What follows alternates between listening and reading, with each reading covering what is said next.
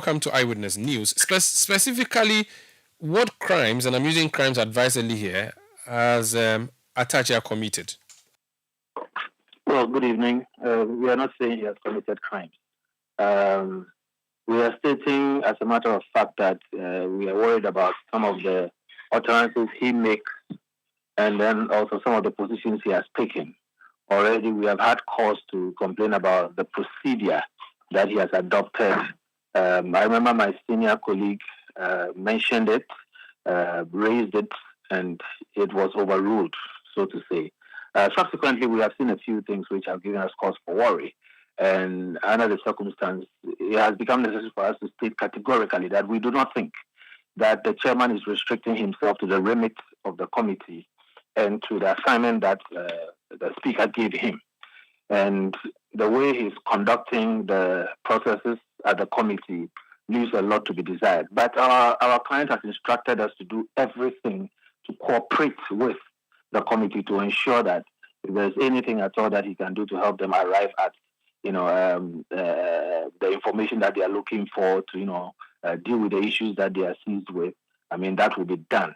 But we as lawyers also have to be minded, around what is called procedural justice. It's not just about, going out and looking for anything anyhow. We think that there must be procedural justice. If we are dealing with evidence, we must know what we are dealing with. We must be given sufficient time to answer to it. And you cannot have a situation where the remit of the committee is now turned around and made open-ended, and then any and everything can be brought in, and all kinds of, questions asked, whether they are related or they are not related. That will not be right. And we as lawyers do not think that we should allow that. So these are some of the things that we have raised concerns about, and we are hoping that the chairman would take note of them and amend his ways. So you said that his conduct isn't consistent with the dictates of the speaker when he set up the committee. You are saying that he's going overboard, outside his remit. Can you give us instances of he having gone outside his remit? Well, the committee was set up to probe the issues regarding the leak tape. And the leak tape itself was the discussions about how some people were going to engineer the removal of the IGP. And the remit of the committee was to ascertain the veracity of the tape. Was the tape true or not? Okay. And investigate the conspiracy to remove the IGP. And then investigate other matters contained on the tape. The witnesses have confirmed that it's their voice that is on the tape. The one who taped the whole thing has confirmed I taped it. Investigating the conspiracy to remove the IGP is an issue that makes the IGP the victim. He is the one who is at the receiving end of that conspiracy. It is our respectful view that indeed there is no problem, because if somebody says he's going to do something that they have no power to do, and they are basically constitute themselves into, a team to gossip or talk about their ambitions, it's up to them. If there is crime involved there, then there will be some other unit that should deal with that. And as far as we are concerned, there is really no real issue even concerning that. However, it has been admitted, the matter has been resolved, okay? And now the investigating other matters contained on the tape has turned into a wide-ranging investigation of the IGP's administration and the whole Ghana police, including things that happen in the regions and things that have happened even after this investigation started. Now, today, when we were expecting that there will be further evidence adduced to back what has been said so far, today we go and we do not get any new evidence. At the end of the sitting today, the chairman says that, well, we should come back tomorrow and the witnesses should go and see whether they have any new evidence that they can present tomorrow. And we are like, well, if somebody has evidence to present tomorrow, they will know it today. So what is this open-ended arrangement where people are free to go and produce whatever evidence they want to produce and then bring it and let us see whether we'll take care of it? We don't think this is a proper approach. And we don't think this is what the speaker intended. And look, to pull the head of the police service from his work and then put him under interrogation on behalf of his accusers who were plotting against him is equal to turning him into an accused person when he is rather the victim. So we don't think this is proper, and we think that really is costing the nation more than it should. The IGP is a busy person. His job is extremely important. He should be left alone to concentrate on that because we have very serious security issues in the sub-region and in Ghana that he has to be taken care of. Now, he himself is insisting that he wants to be there to answer questions. But we think that it gets to a point where we need to actually, force the committee to stay within its remit so that we can finish this thing, assist Parliament to, ascertain the things that it needs to ascertain, and then we move on from here. So today's sitting, the key point is that you are to go and return. Nothing happened, nothing significant happened? Well, we had a number of hours of, going back and forth. Nothing substantive because there was no new evidence. And something very important. Now, I am not interested in disclosing things that, should not be disclosed. So the ones that I can disclose are the ones that I'm disclosing. There were statements that were made in public. And today, what we're expecting is that there will be evidence to back those statements that were made, to confirm them as, proven or at least give some prima facie. On the other hand, they rather came and they made changes to the positions they had taken previously. They made changes to the statements they had made. They made corrections to the things that they had said under oath. And apart from that, they didn't give us any new thing except make more new allegations without any founding. And then the committee chairman adjourned the meeting and said, tomorrow they should come back and bring any new evidence that they may have. That is what happened today. And we think it is all totally irregular. Now, we are voicing these things out because we don't want to wait till the end before people come and say, oh, well, we didn't know what was happening. This is what is happening, and we think it is wrong. If there is anything that is serious that we need to sit around and investigate and deal with, that will improve the Ghana police, we are happy to do so. That is our instruction.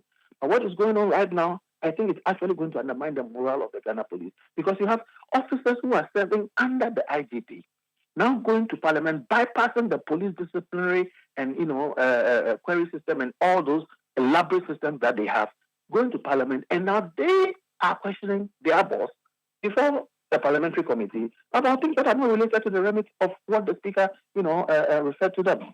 And that is our worry as lawyers. We think that the procedural issues must be dealt with, and we need to wrap this thing up very quickly and move on. You've also talked about utterances made by the chairman, which utterances you do not agree with. You also talk about a position that he has taken. Give us instances of things he said that you found to be biased towards your client and a position that he has taken that you believe will not give you fair conclusion as a committee. Well, what we said happened actually before today. I mean, we had a situation where there is a leak tape. The leak tape is produced. And then the chairman comes and says, well, there's a longer version of the leak tape. Now, before anybody hears the longer version of the leak tape, before any forensic analysis is done on the leak tape, before any expert looks at the leak tape to determine whether it is this or that, the chairman goes and says that the leak tape is doctored or the tape is doctored. When you say something is doctored, it means it has been edited with nefarious intent. Somebody has taken something out and put something in with an intention to give the wrong impression of what happened.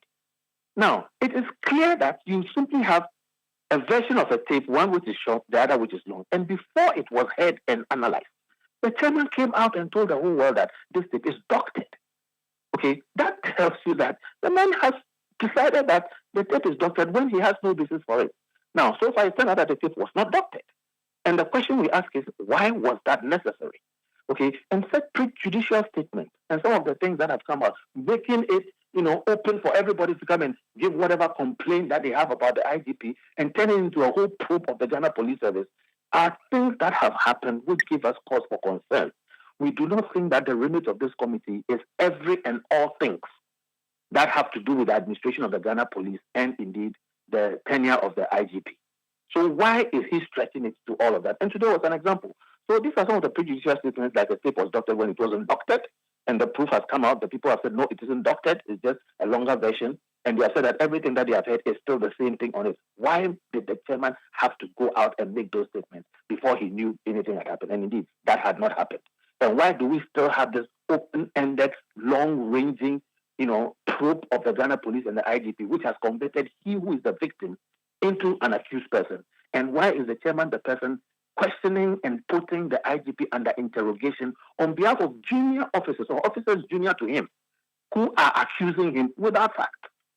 These things are worrisome, and we need to understand why, which is why we're making it plain that the chairman clearly gives us the impression that he has an axe to grind and he's using this committee to prosecute that agenda.